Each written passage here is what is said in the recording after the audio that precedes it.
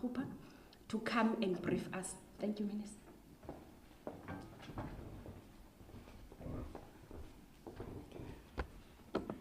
Thank you very much, Acting DG, and good morning to everyone. Let me take the opportunity once more to thank the members of the media and for making it possible for us to convey this update to the rest of the country. And also just to indicate that I'm joined by my colleagues from ESCOM, our colleagues from the technical arm of NICOM, so that we are able to illustrate that this is a collective initiative. It's an all South Africa approach to the resolution of the energy crisis in the country. Just a bit of update. The last time when we were together, I did indicate that we were going to go to Grootvlei at the time. Remember that Unit 2 at Grootvlei had experienced fire, so I had to go and familiarize myself with the degree or the extent of the damage there at Grootvlei. I was able to engage extensively with the management of Grootvlei, led by GM Tsepiso and her technical team, and just to say that I am very grateful of the efforts that they've done. Just an illustration of the capability of the team to arrest a situation, if unattended to, was likely going to be catastrophic. And like I said, it was as a result of the spillage of fuel oil, which came into contact with high temperature surfaces, and that ignited the fire. And they were able to initiate immediately their disaster interventions, and they were able to put up the fire. The damage really was isolated to the cables. They need to replace about 8 to 10 kilometers of wiring there.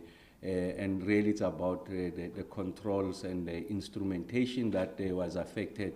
And we are confident by the end of next week, we should be able to return the unit back to service. And I'm also happy to report that we didn't experience any injuries, no fatalities, and that is on account of the excellent work of the team at Grootvlei.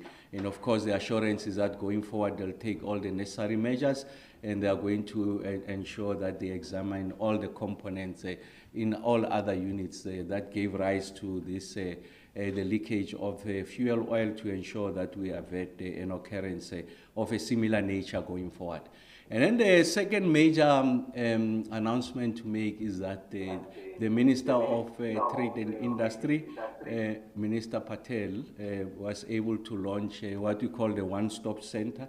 Remember that the one-stop shop, the one-stop shop is meant to accelerate the connection of renewable energy projects into the grid. So essentially is a single point of entry for all the renewable energy projects, so that the project sponsors don't have to be all over the place. They don't have to go to DFFE when they seek environmental impact assessment approvals.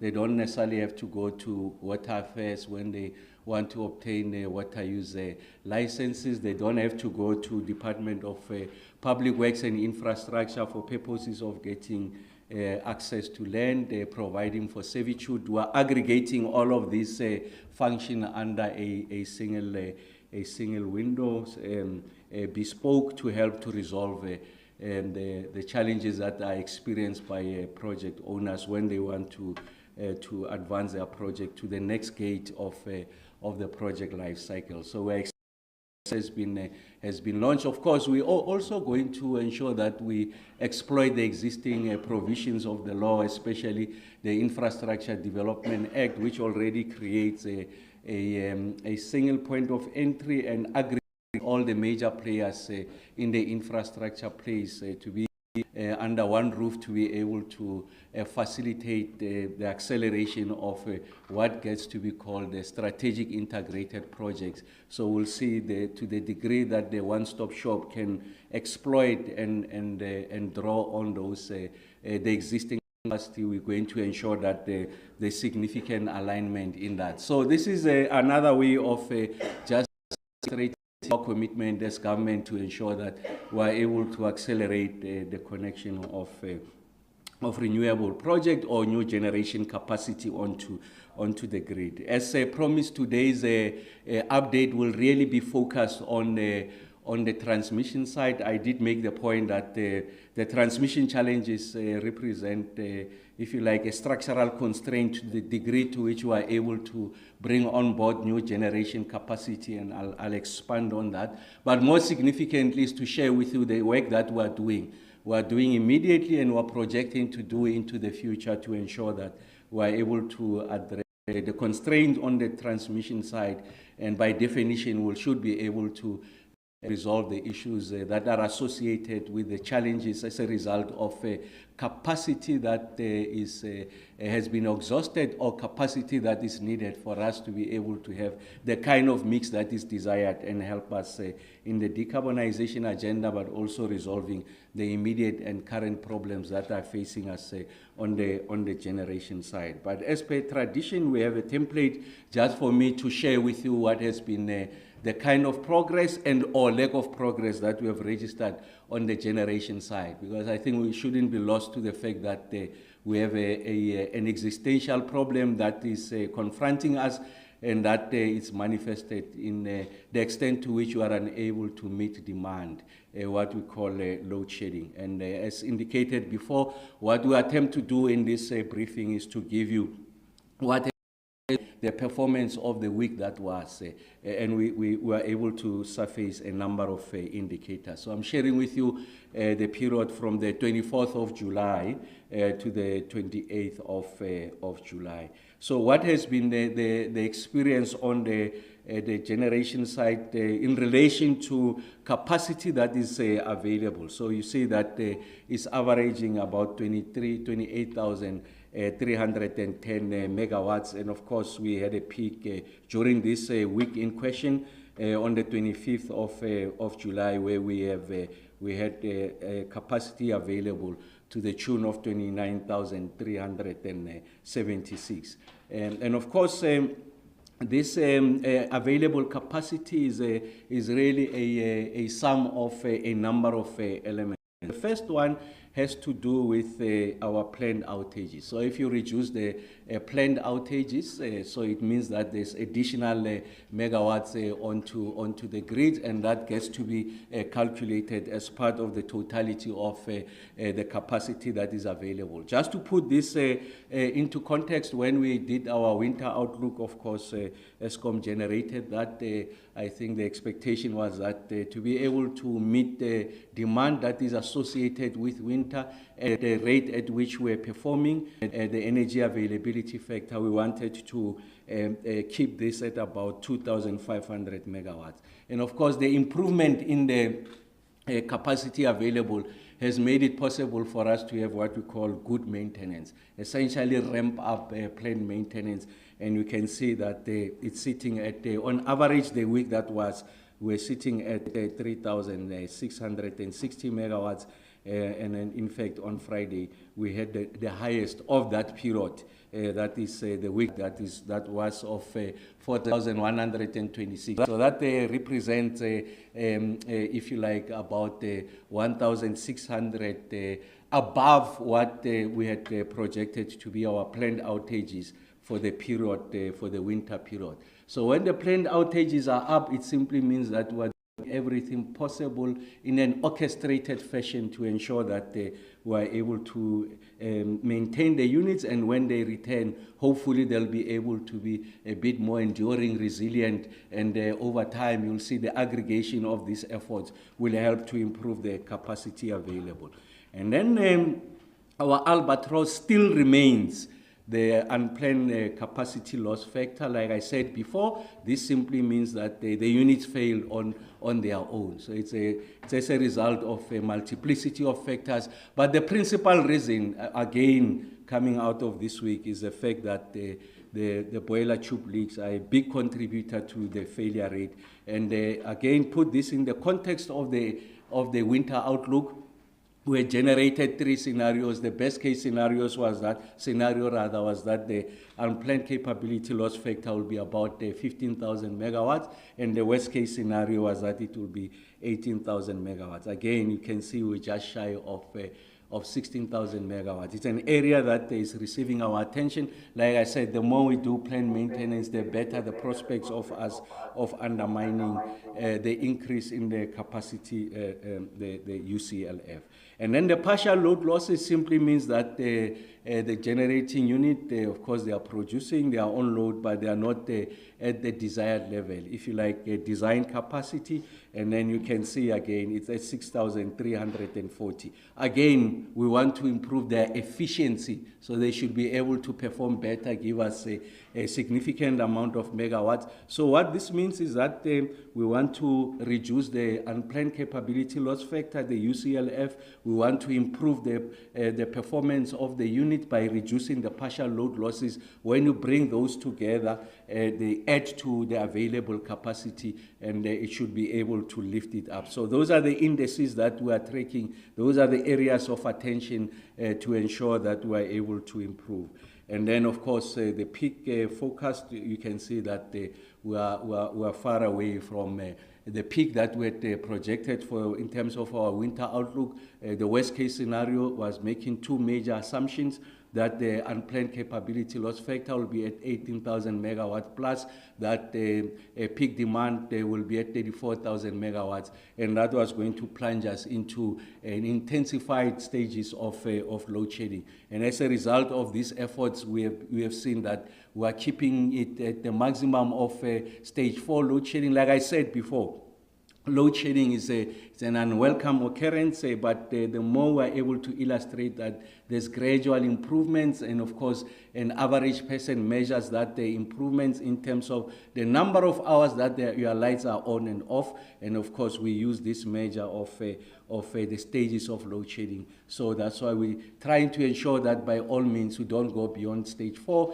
and again we're looking forward to, I think, the subsequent weeks that we should be able to take it down. Of course, we are going to, there's a cold front, especially in the Gauteng area. I did say before that it accounts for a significant amount of the load, about 25% of the load. So I think it's something that is worrying, and you are expecting that the demand is going to surge, and then if the improvements in relation to available capacity does not match, if you like, those increases on the demand side, then the only corrective measure that we have is what we call load shedding. And I'm hopeful that we should be in a position to address that situation.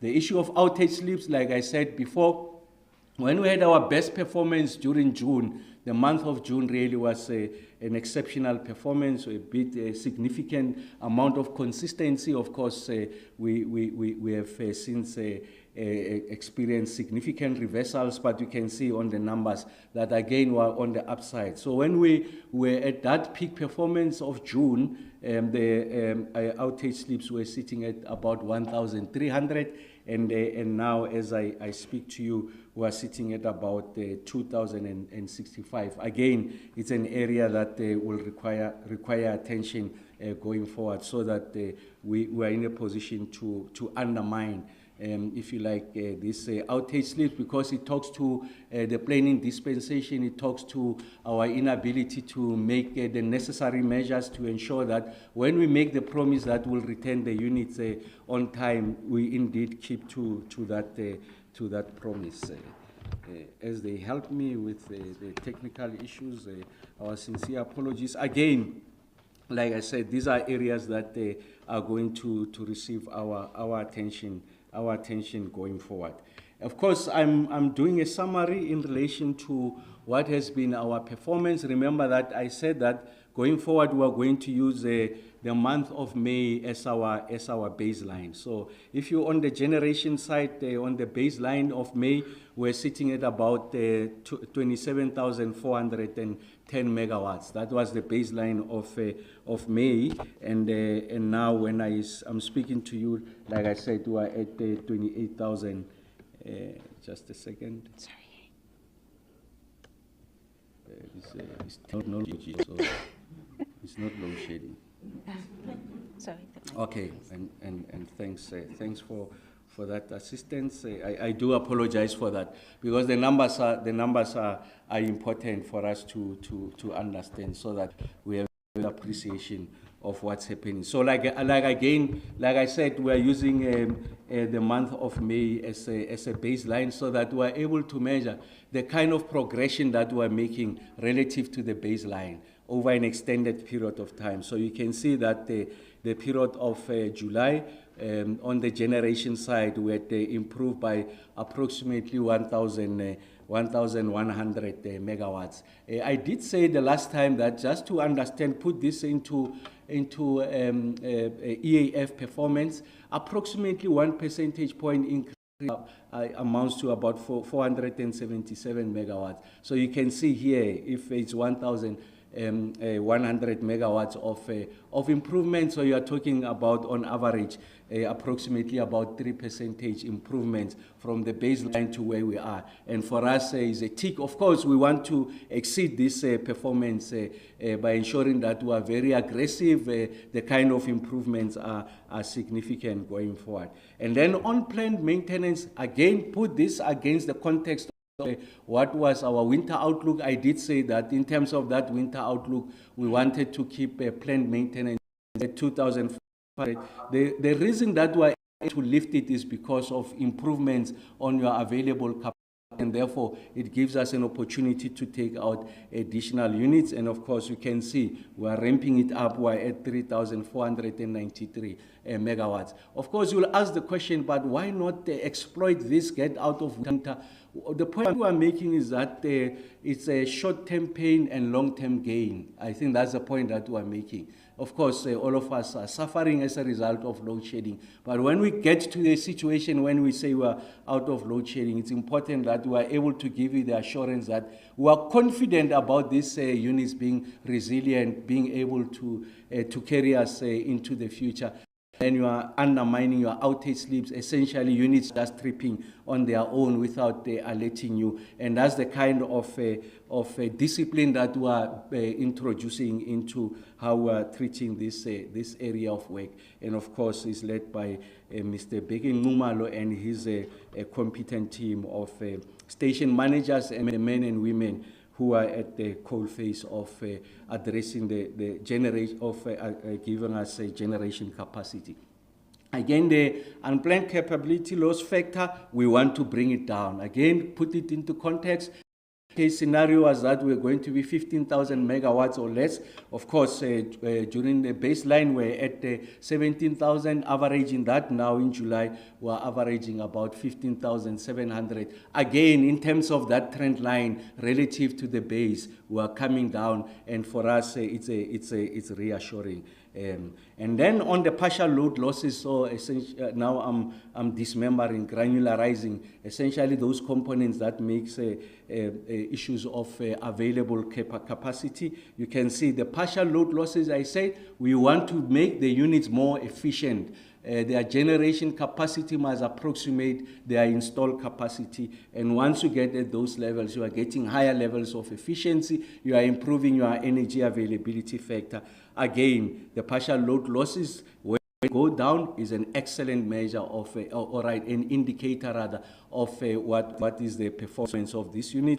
Of course, it's insignificant, like you see there, about the 70 or so, 40 or so megawatts, but again, it's still a decline in the right direction. And PM peak is something that is out of our control. It's a function of the weather and the consumer attitude. Of course, we're doing everything possible. That's why we're making interventions on the demand side. We will be sharing with you, I think, in the next iteration of this, the work that we are doing on the demand side, so that there's an appreciation that there's a concerted effort. Ourselves, of course, Eskom has been very active on mainstream media, encouraging users to ensure that we reduce demand. Of course, we are going to use innovations and technology to help us to connect better with communities and households so that we are able to manage consumption. I made the point around outage slips. This is one area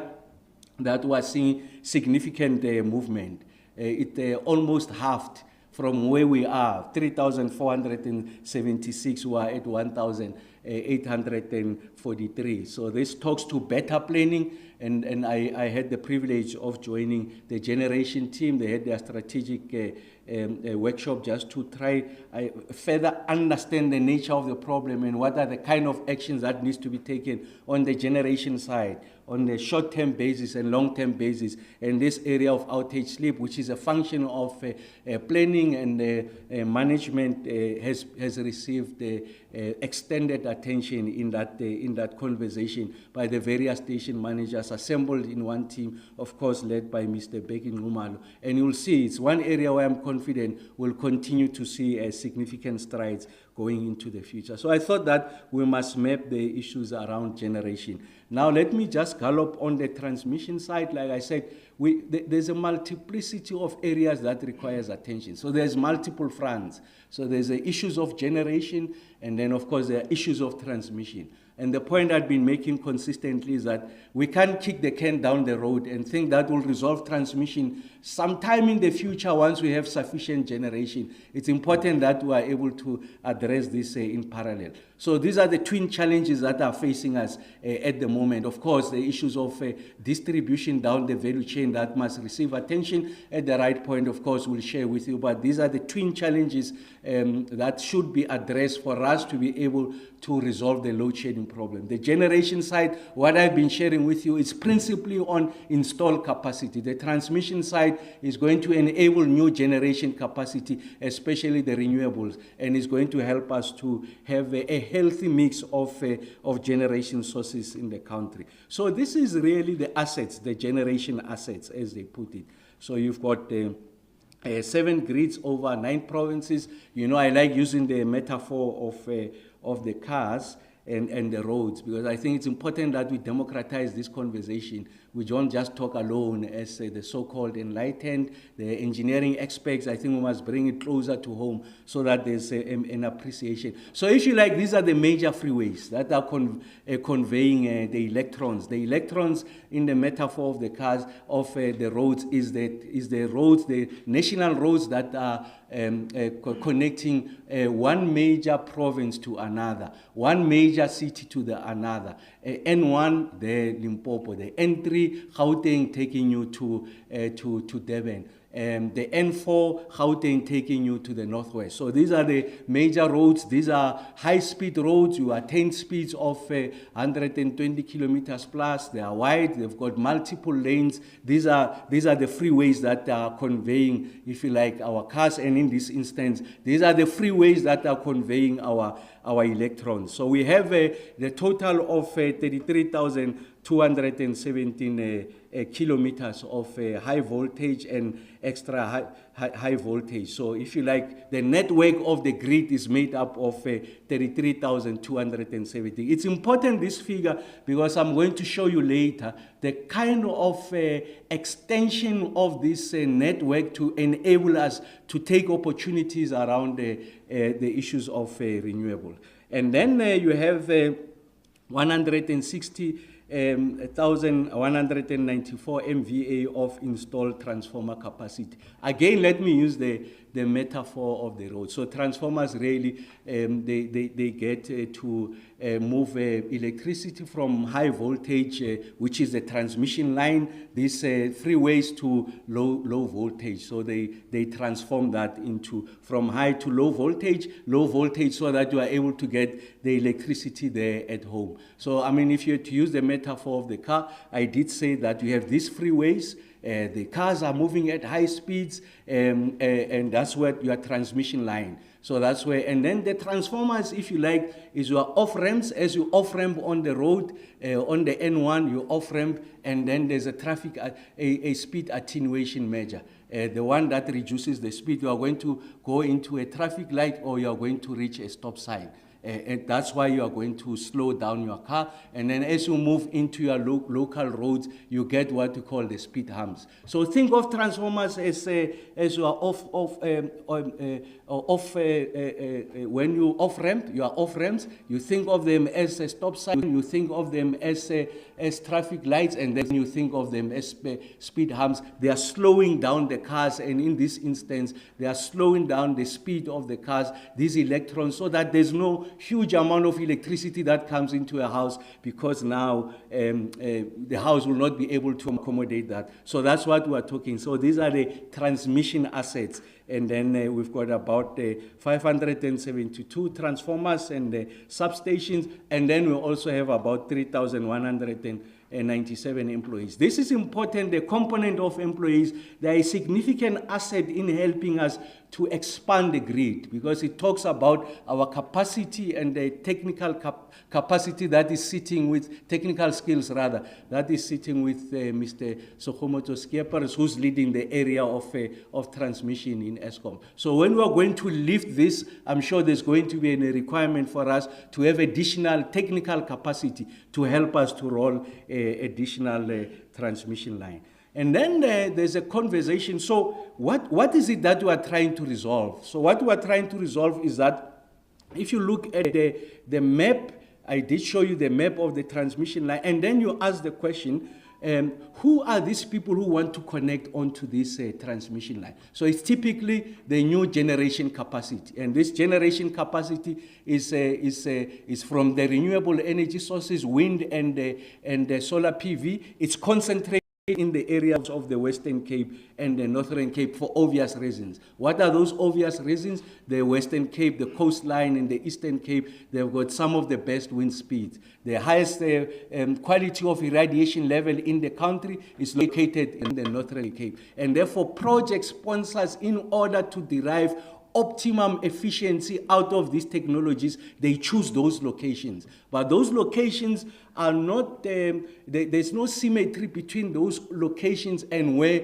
a grid capacity is available. And that's why, as I speak to you, stand before you now, is that we have sufficient grid capacity essentially in 3 provinces. If you were to look at the number of applications to connect to the grid, of course we do accept that not all of these applications will come to fruition, will get to financial close, but it's an excellent indicator of the appetite of the market, of where they see the efficient the optimal location of these renewable energy sources. You can see KZN, huge capacity that is available because of the number of applications. They are lesser than the capacity available. And that's why the opportunity around gas, of course, you can have it at Kucha in the Eastern Cape, you can have it at Saldanha in the Western Cape, but the one in Richards Bay is the one that gives you the best opportunity, and best in this instance is measured relative to the capacity that is available to connect to the grid,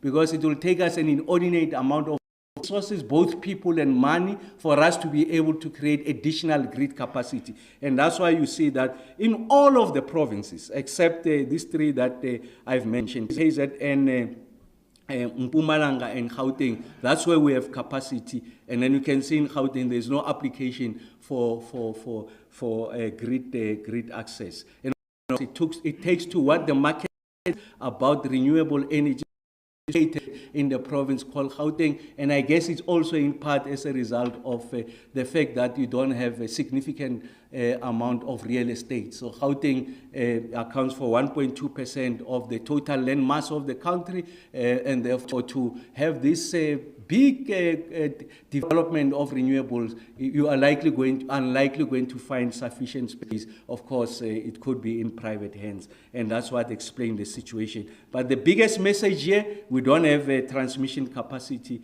in the Western Cape and the Northern Cape. But the point is not to lament the situation. What are we doing about it? We'll return to what is it that we are doing about it. The first thing I had indicated was that if you were to look at the trend line, you need to improve, if you like, the lines by about 14,000 kilometers of new line over a period of time. So if you look at the past 10 years, what has happened is that Eskom has increased the lines by about 4,347 kilometers. So if you want to go to the next 10 years, like I said, you need 14,218 kilometers, and this amounts to about 218 kilometers of new line. And you can see that at its peak, we should be connecting about 2,700 kilometers of new line per annum. And when I was speaking to the experts here, Schomoto and his team, they were indicating that the historic high that we have registered is about 800 kilometers. And that talks to the capacity of the industry to help us to roll this infrastructure. So there's a lot of work that we must do. Outside the money being available, and I'll share with you what are the proportions and the scale of funding that is required. I did say that is significant. Outside that, you need to build industry capacity.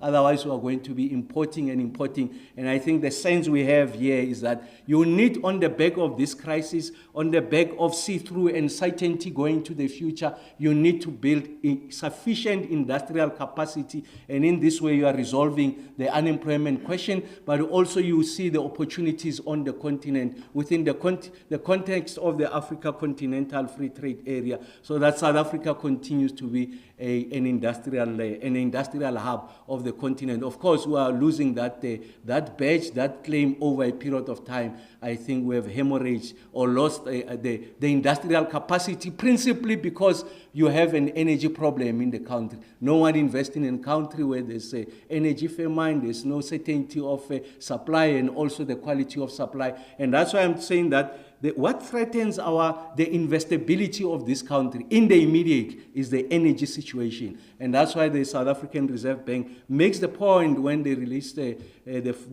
results or decisions of the Monetary Policy Committee. They make the point that load shedding is a structural constraint, and that's why we need to provide sufficient attention to that. And then in terms of the MVA bill, the transformers, again, you need a 600% increase in transmission infrastructure in the next 10 years. So what they've done over the past 10 years, what have we achieved? 19,060 MVA. The projection is that going into the future, we need a whopping 122,669 of MVA capacity for us to be able to meet the kind of ambition that we have. And that amounts to about a 600% increase in transmission infrastructure over the next 10 years. So that's significant. And of course, it presents its valuable Northern Cape as a result of these expedited projects, these 22 projects. From the Northern Cape, we can get about 5,845 megawatts. The Western Cape, we can get an additional close to 9 gigawatts, 8,954 megawatts. And then in the Eastern Cape, about close to 6 gigawatts, 5,875 megawatts. And this is an illustration of the deliberateness of this effort, so that we are responding to what the market says, because there's efficiencies and optimal locations that they've identified, and it's important that we work with the market to support this reconfiguration of the grid, because that's what it means. It's just an alteration of the grid configuration so that it gets to reflect the renewable energy sources, and it makes it possible for us to realize that ambition of an energy mix that is biased towards renewables and help us to meet our nationally determined contribution and also the net zero part. So it's important that those commitments, they get to be supported by an infrastructure layout that is biased towards these renewables. And then there's grid capacity in construction as I speak to you. Like I said, we don't lament, say that this is a profile of the picture going into the future, but there are things that I have identified as the low-hanging fruit. So if in this instance we say that there are several projects that are in execution as I speak to you now, and they can give us a generation connection immediately, in addition to the two slides that I've shared with you. The capacity going into the future, the 22 projects that I was referring to, and the 25 projects that can give us the 13 gigawatts. There's something that we are doing now. And then those are about the 3 projects, so which will deliver, in terms of our computation, about 2,300 megawatts, is what we call the Iris Uppington 400 kV line. We have the Juno Gromis 400 kV line, and we also have the Poseidon Pembroke 400 kV line, and also we're doing transformers at Noma, Kronos, and Uppington to support all of this. So these are projects that are now in construction as I speak to you, and they can unleash 2,300 megawatts of energy. That's 2 stages of load shedding, to use our common parlance that has been born out of the load shedding crisis. So I think it's important that the conversations are nuanced. We are able to share with you what is it that we are doing now. And as I conclude, then there's a conundrum of financing. So I raise the issues around where we see this grid profile, the transmission profile, both the lines and also the transformers. We shared with you what it can unleash into the South African economy going into 2033. I shared with you the projects that are now in construction. I shared with you the ones that we are expediting to ensure that we get additional grid capacity. All of these things requires money. So if you look at what has been the trend over the period as a result of the constraints of the Eskom balance sheet before there was this fiscal support, you will see that every time the Eskom team from transmission led by Mr. Skeepers will say that from where we are, we need this amount of resources. And then you find that because of those constraints, they get something lower than that. And there's a delta that has been accumulating over time. And that represents the fact that we are behind where we want to be from a planning point of view as a result of the limited financing. And you see that going into the future for the financial year 2025, they'll need about close to about 100 billion rands, and then gets to be ramped up by 2029, will need close to about 170 billion rand. So that's the scale of proportion that is required. And one of the conversations we're having, of course, at the level of NECOM and also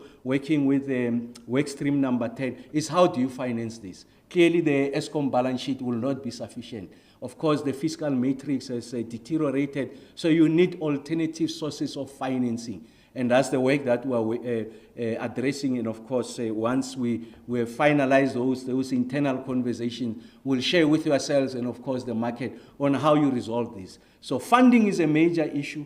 The issue around the industry capacities is a major issue, but that I think can be resolved by the market. As long as the market has see-through, the market has certainty, the market knows that we are believable when we say we'll deliver on this program, the market knows where these sources of financing will come from, the market will build the necessary capacity, and of course we want that capacity to be located internally. So for people to make upfront capital costs to invest in capacity expansion or new capacity, the kind of investments that are required are significant, and therefore you need certainty about the future to justify the size of investment that we'll be making in the South African economy. So really that brings us to an end. So we thought that we should focus on transmission so that there's an appreciation that as we resolve the now, we are doing everything possible on the transmission side to exploit the opportunities that can be derived from the low-hanging fruit, what is possible in the medium term, what's possible in the long term, going to 2033, the amount of gigawatts that can be unleashed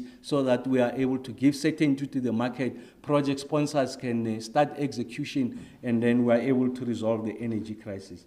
Thanks, DG.